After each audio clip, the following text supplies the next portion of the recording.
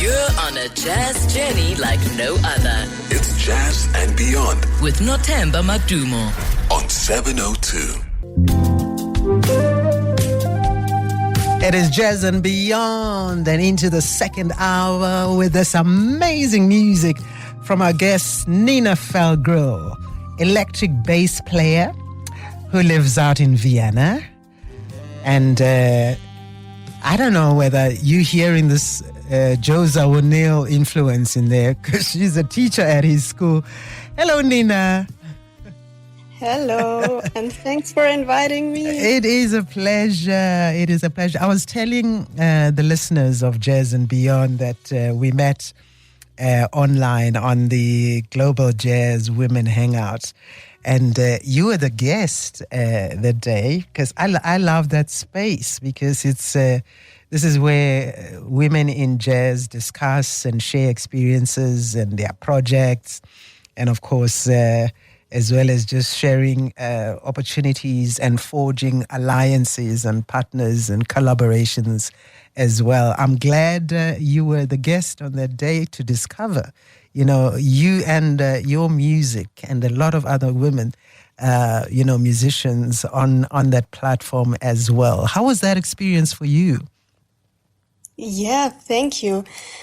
It was really nice to see also that something like this is going on. And I don't really know many of these online places where women of jazz come together and talk about their projects and just what they're doing and sharing so many different aspects of being a musician, and that was really nice. Yeah, it was lovely, absolutely. So what's the jazz scene like in Austria, where you're from?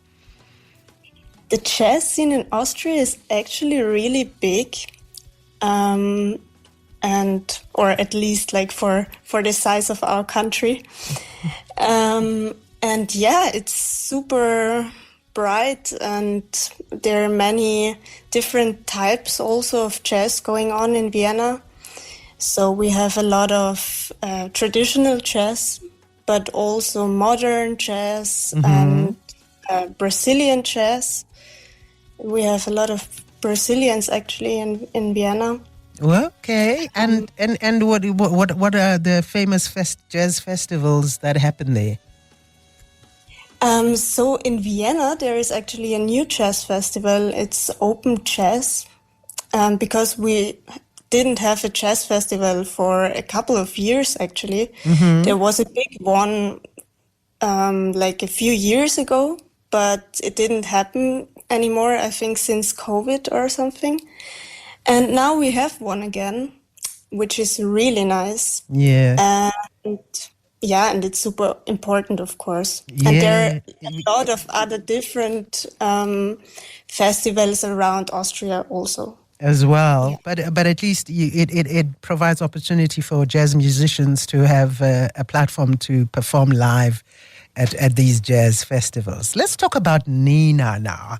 Nina Feldgrill, who plays the electric bass. But you also play the double bass, don't you? Or not quite? Are you focused on the electric bass?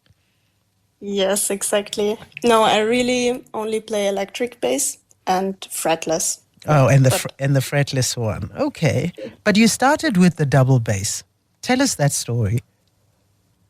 I didn't start with double bass, but with guitar, actually. Okay. And I was also singing in a children's choir. So these were my first occasions where I did music, I guess. And my dad is also an electric bass player from Austria, and so I was also always surrounded by music at home. I went to concerts and his rehearsals even, and he practiced a lot at home, so I guess, yeah. Yeah, and what kind of music were you listening to at the time? So my most favorite band of all time, with I think 5 years, was Earth, Wind and Fire. Earth, Wind and Fire. Okay. Yes, I mean, I still love them. And yeah, funk music, actually. And I think it was when my dad gave me the Jaco Pastorius album. I think I was like 15 years old or 16 years old. And this was when I discovered jazz for me. And I was so fascinated by it that I just knew that I wanted to do that. And yeah. And here you are today doing exactly that. And I mean, you are you studying for your master's or are you done with it? I'm still studying my master's. I have my bachelor degree, but I'm still in my master's, exactly. Yes. And what's it like teaching at the Joe Zawinul Music School? Yeah, it's really nice. I love to teach, and I was really lucky that I got this position, and now I have 10 wonderful students who are from 10 to, I think, 58 years old. And yeah, it's super nice. There is also a collaboration with one of the sons of Joe Zawinul, with Tony. And yeah, that's so great. and you just love that. I played the song Rain Center just before we started chatting from your album Chameleon Circuit. And this is with your band called The River. Let's talk about your band, The River. Yes. So it was founded 3 years ago, together with the saxophone player of River. And it is my first band where I'm a band leader, which is super exciting for me because first I was always the side player who just played and came there and didn't have to organize anything. But this is a whole different thing for me.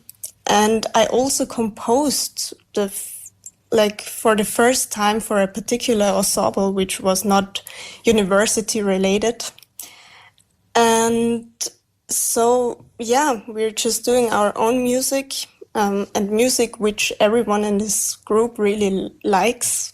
And I think we're really similar in a couple of things. And the approaches and what music we like and which sounds even we like. Okay. So, We'll get into the kind of sounds that you're liking together with your fellow musicians and band members that are influencing your sound. We're going to listen to another track from the album. This one is, I don't know whether I'm pronouncing it properly, Legeret or Legeret. La Chérie. Oh, La Chérie. Okay, thank you, Nina. Let's listen to La Chérie from Chameleon Circuit. That's Nina Feldgrill's album, Electric Bass Player, with her band called The River.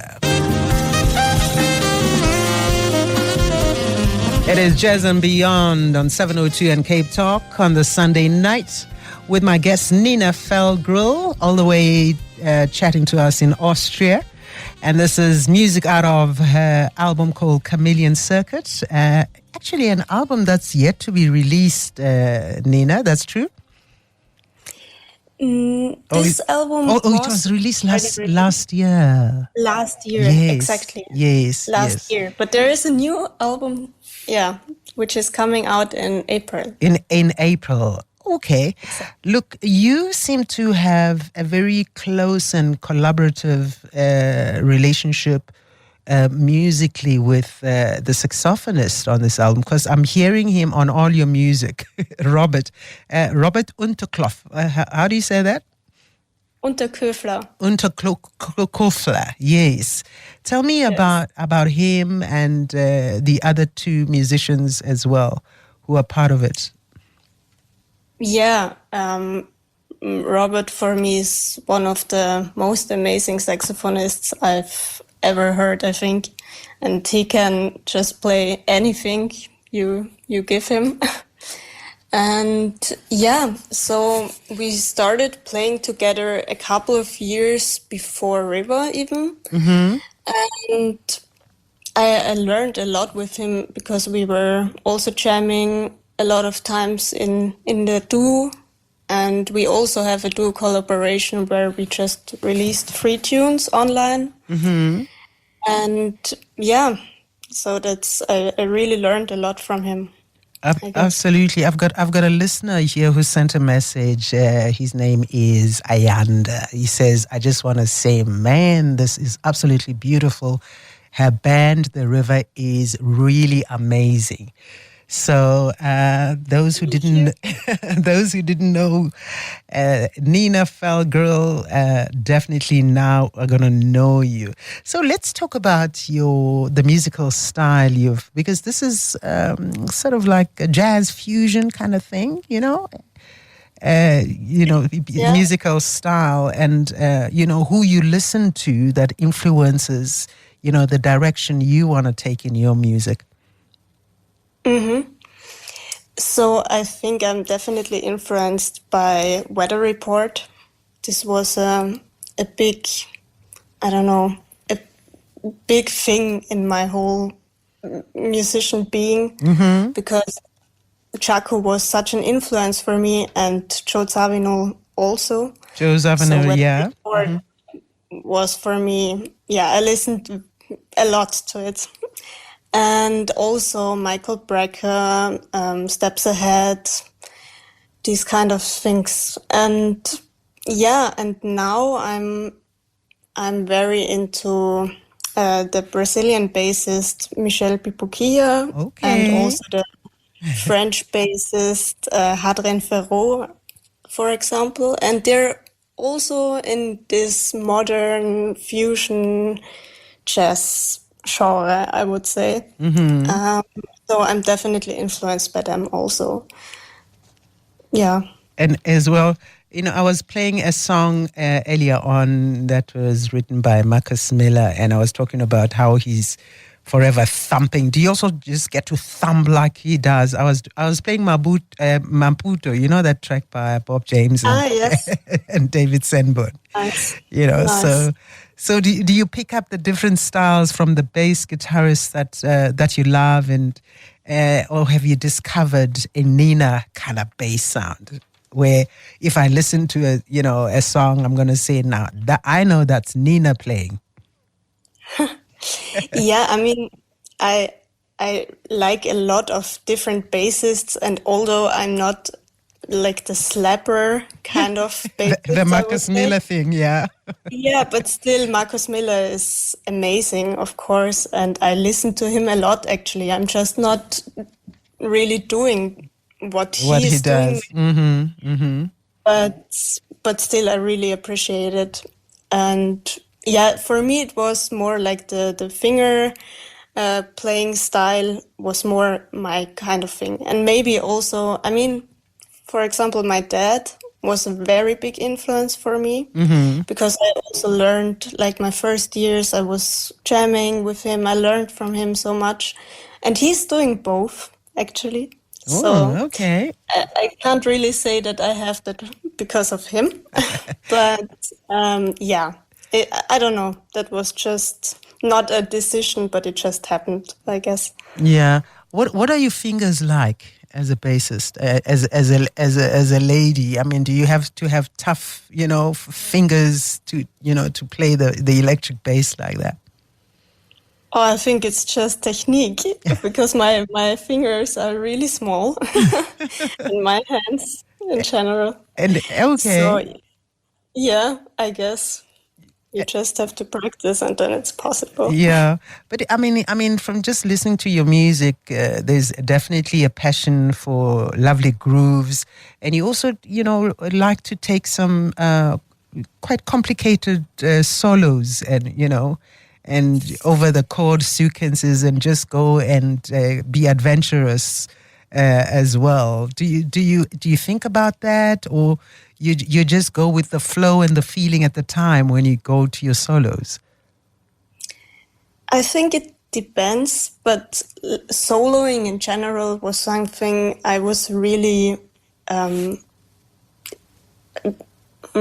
to say, I was curious how people can play such amazing solos. I think it's, and I listened to so many different soloists, and I was always amazed. And in my first years when I started learning bass, I thought I could never do it. And then I had a time where really I practiced just soloing, and I was really into that a lot for years. And so I think soloing for me is just something very important. But it doesn't have to be for a bass player, actually, because the main goal is that you just comp very good and groove. But for me, this was also something I really wanted to have in my playing. And yeah, so I think because of that, I'm trying to play very melodically and maybe also complex or and complex discoveries. There are some other people who are also sharing their love for what they are hearing. I've got Tembile, who says, thanks for introducing us to Nina's music. Didn't know about them at all, but amazing. And also Auntie C says, hola Nina, you go girl, love your song, lovely.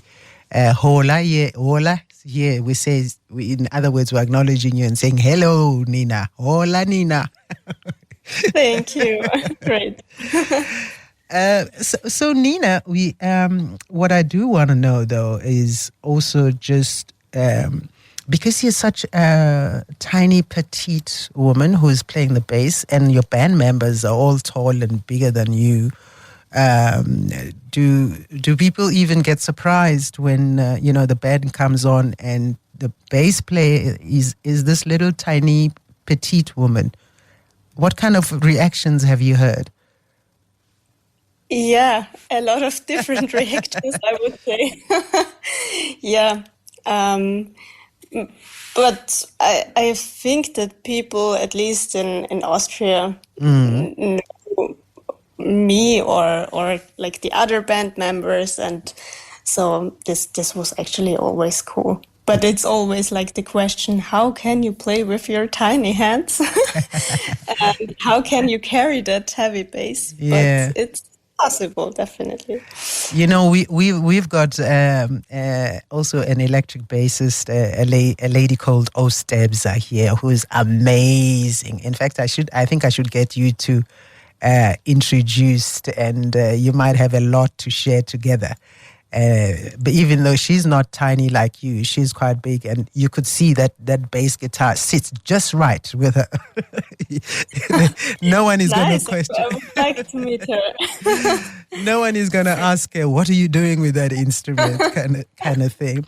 So your compositions, Nina, are they, have they special stories behind them, like Rain Center, Le Geret, and the one I'm about to play now called Try and See?